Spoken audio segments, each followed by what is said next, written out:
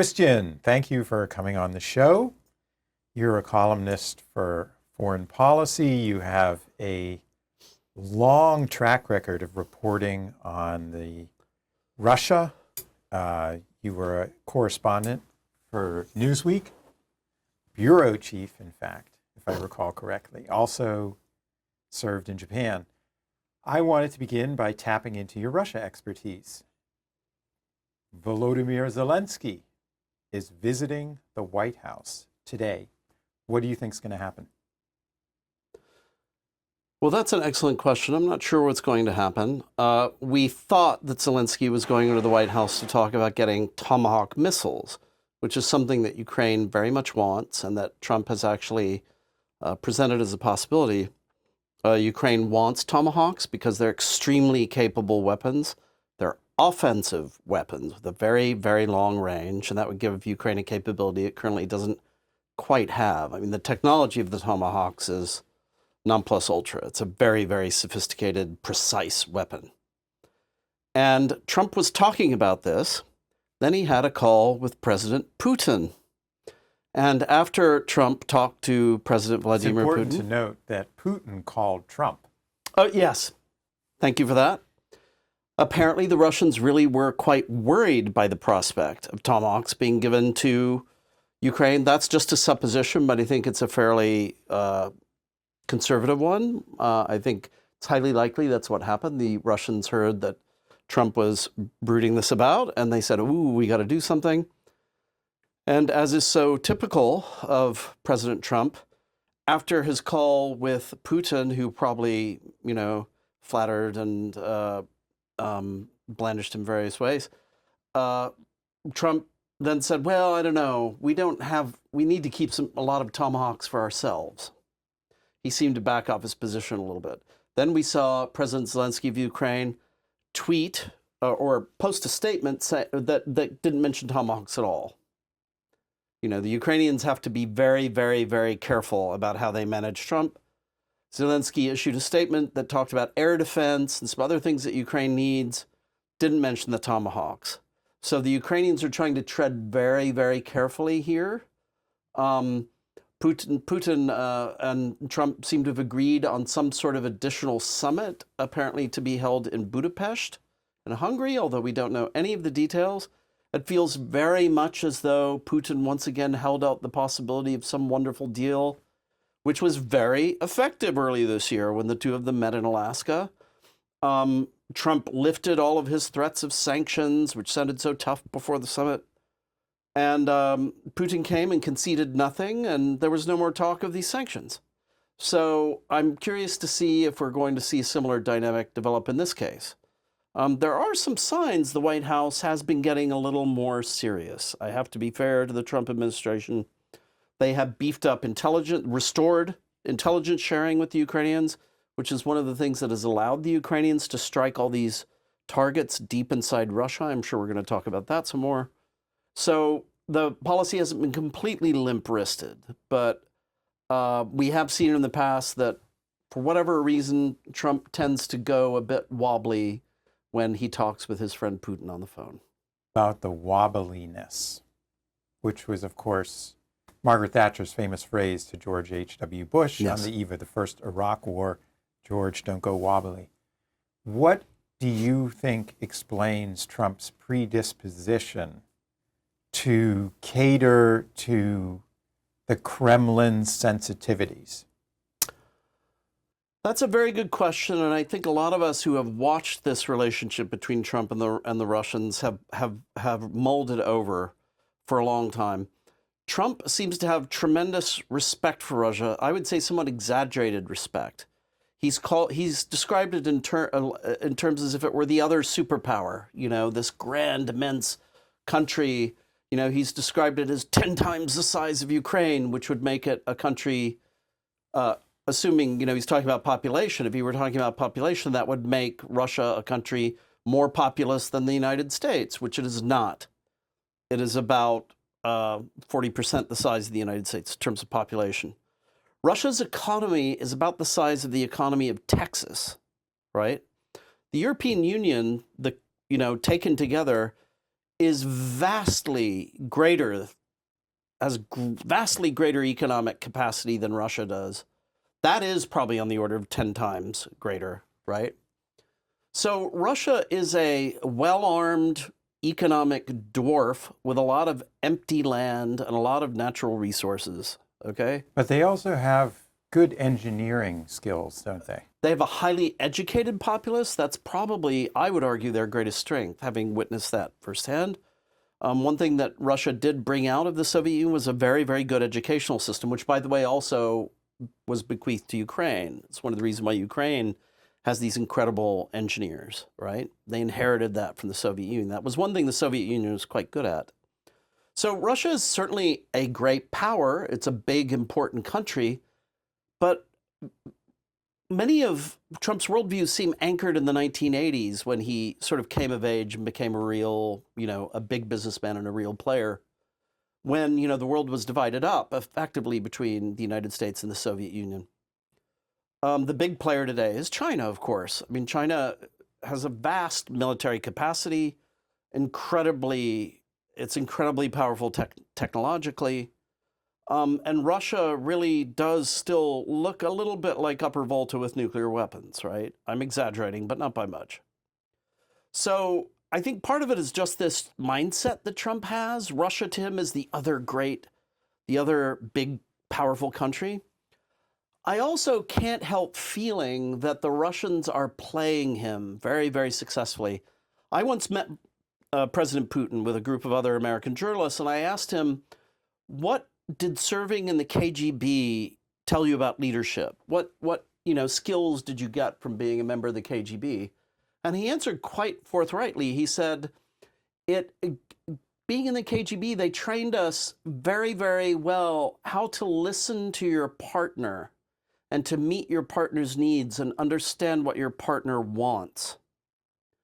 And I think that's very relevant to this situation. I think that Putin has done very careful psychological studies of Trump, and he knows what Trump wants to hear. And even if the substance isn't there, he will present things in a way that sound good to Trump.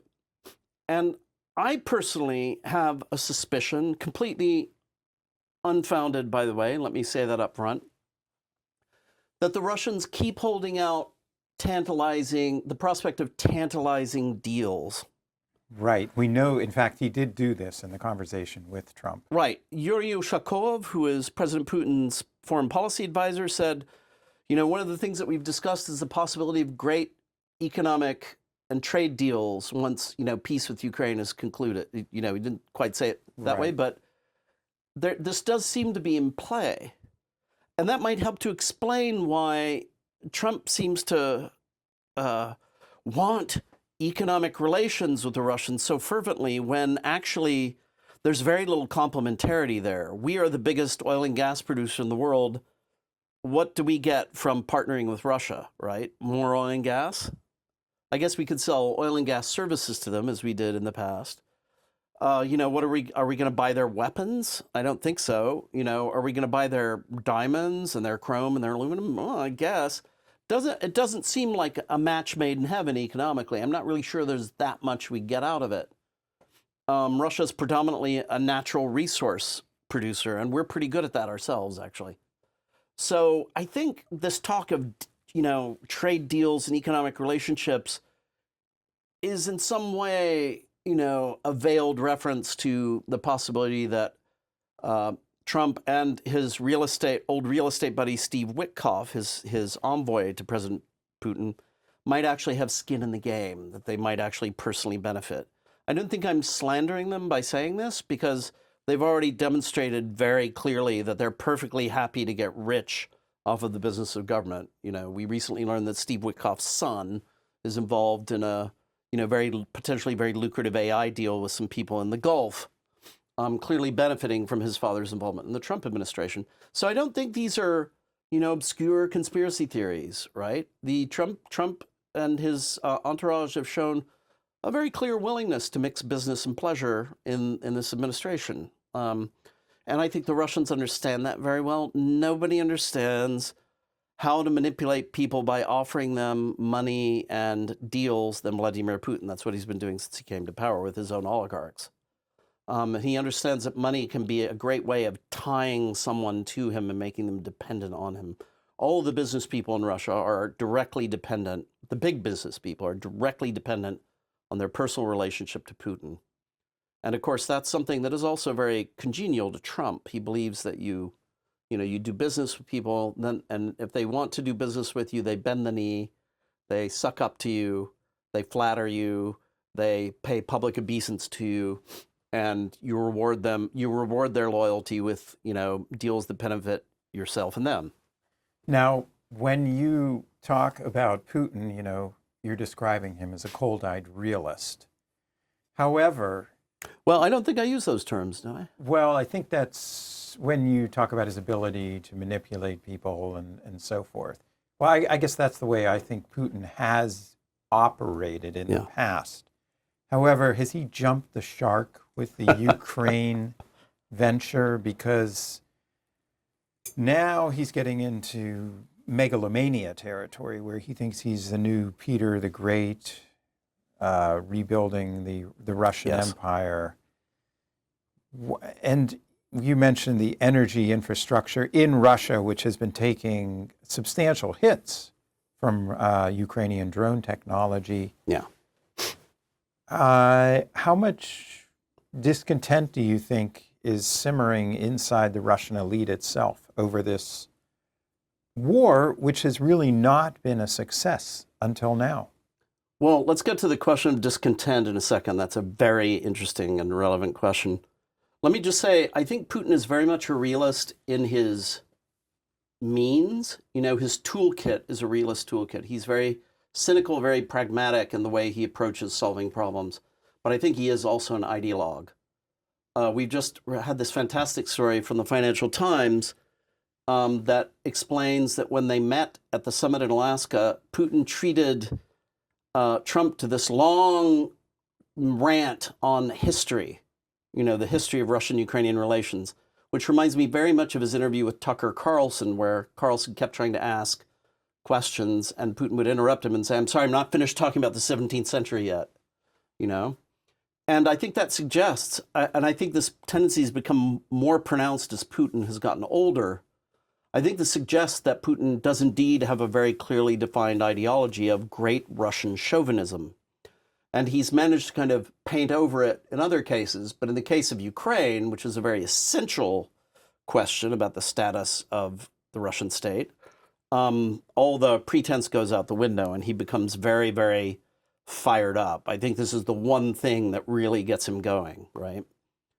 I remember when we talked to him in 2000, when I was with a group of American journalists, he was very cool and calm and professional. And the one time he began to get emotional was when people asked him about Georgia, the former Soviet country, not the American state, which was then run by Shevardnadze, the former, Edward Shevardnadze, the former foreign minister of the Soviet Union. And Putin was Yeltsin's deputy. Exactly. He was a crucial partner of Yeltsin as they negotiated the end of the Soviet Union. Dismantled the Soviet Empire. Indeed. And when the talk came around to Shevardnadze in Georgia, Putin, his body language changed. His voice got very taut. He got very angry, kind of cold anger. He sees him as a traitor, right? Saw him as a traitor. And by the way, there were several assassination attempts on Shevardnadze's life. In the early 2000s, this time when Russia was supposedly, Putin was a great reformer and, he was getting great praise in the West, the Russians were actually trying to kill the leader of Georgia, which tells you a lot, about how they thought about the countries in what they consider to be their orbit. So I think that's always been there, that great Russian nationalism. And over time, it's become more militant and more clearly delineated, and, with a strong dosage of Russian Orthodox xenophobia, strong dose. Now, on the question of discontent, things are very murky. I don't trust any opinion polls that come out of Russia. I think there are perhaps ways to very roughly gauge public opinion in Russia. The general consensus from sociologists seems to be that there's a kind of 25 to 30% of the population that is very pro-war, a big mushy group in the middle that is kind of apathetic. You can never overestimate Russian apathy. When people talk about how much they love the regime, I think usually that covers up quite a substantial degree of cynicism and apathy.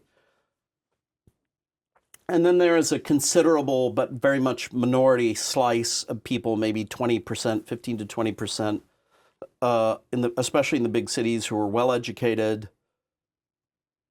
reject the war, don't want better ties with the West. But, primarily there's that big swing group in the middle. I think we see indications that people at the top of the regime are increasingly discontented. Right. I see lots of indications of that. And one of the fascinating things that I've been following since the start of the war is this whole string of mysterious deaths of leading Russian businessmen and who were jumping out of windows. And former politicians. We just had a former editor of the newspaper Pravda recently jumped out of the window of his home in a high-rise building in Moscow.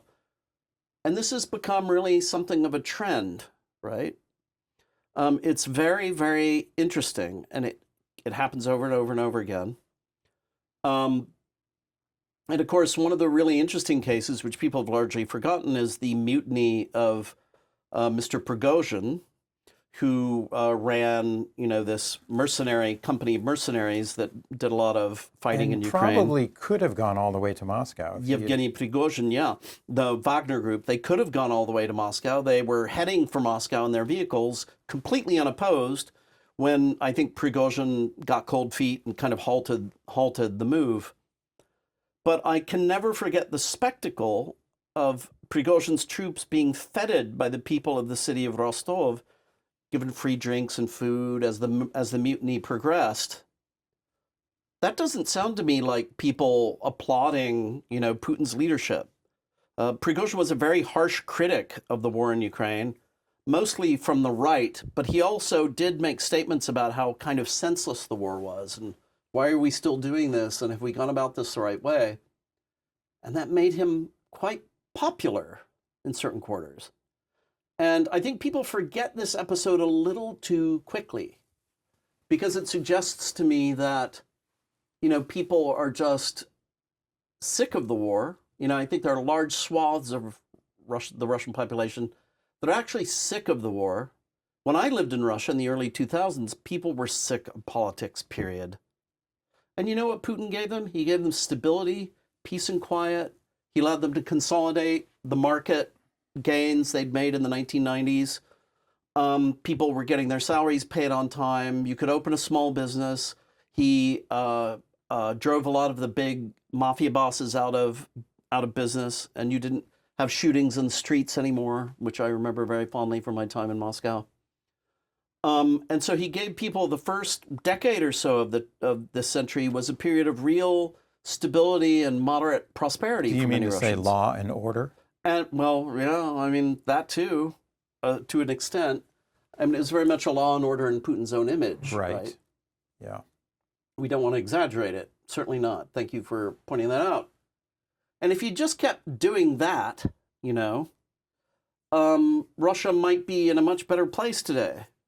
But he couldn't do just that, because he didn't see that as his mission. He saw that as the means to an end, which was the restoration of the Soviet Union, or something that looked very much like it. And that's where we are today. And that project is looking sort of iffy, though he is upping the ante in Europe. Drones Yes. over Munich, Munich airport, drones into Poland. So what do you think? Do you think that if Putin's back is to the wall, let's say these negotiations in Budapest go nowhere, Trump ends up sending some Tomahawks, does Putin follow what the Germans used to call the flight forward? Does he become more aggressive? Does he expand the war? Well, that's a great question, and I know it's a question the Europeans are asking themselves a lot right now. I think what Putin is doing, I don't think he wants war with Europe anytime soon, maybe down the road. I'm not sure he can handle Ukraine and a full-fledged war with Europe at the same time. I think he's doing something which characteristically for Putin is somewhat subtler. I think he is trying to divide NATO. He knows there are cracks in NATO, right? We all know that. There are cracks within the EU. Hungary, Slovakia, right-wing populists in the EU are very pro-Russian. They don't want to support Ukraine. And he wants to exploit those cracks. And he wants to test the Europeans. He wants NATO to fall apart. He wants to fragment the EU. He wants to put Europe back on its heels. And so he is testing NATO and the EU with this whole range of gray zone attacks, exploding packages in shipment depots, undersea cables cut, train signals swapped, to cause railroad accidents, warehouse fires, cyber attacks, influence operations. We've seen a lot of influence operations, a somewhat undercover story, I think. The Kremlin trying to buy politicians in Europe, right? Sometimes directly through bribery, sometimes through more subtle processes. So all of that, I think, is designed to undermine NATO's resolve, to shake up the EU, to reduce European confidence, to fracture the structures that currently keep Europe united and safe. And so far, I don't think it's been working very well. If anything, it has the opposite effect. I mean, the fact that Finland and Sweden are now in NATO is such a massive strategic defeat for Russia. Again, I don't think people have really thought about it enough. These are two big, powerful, very sophisticated countries that both have long traditions of neutrality. And the Ukraine war inspired them to join NATO. It's just unbelievable,